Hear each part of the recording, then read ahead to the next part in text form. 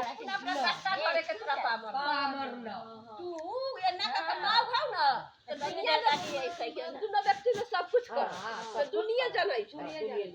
लेकिन तोरा माफ के गट्टा धरे के पामर हां के ना ई बात एकदम बड़ा रूप देख ले रूप देख के चाहिए है बाकी जाज बोला साथ गिधारी कैसे करते गिधारी करते कला के देख के फिनिशियन करा के फिनिशियन करा के ना कैसे ना करम गिधारी वातावरण डाले सब कहे ऐसे कहे हे गिधारी माता ने तकैत रहे कि तोरा लगाइले रहे सुना नहीं लगाइले रहे तकैत रहे ऐसी दुनो बतियाई तकाई कि चला कपड़ा ना पा दियो तो हां चलो ना दुलावा के हां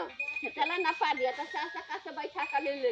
अथी होला हम खाली तब बिना के जरे तन जाके बतियाइयो नहीं ना घर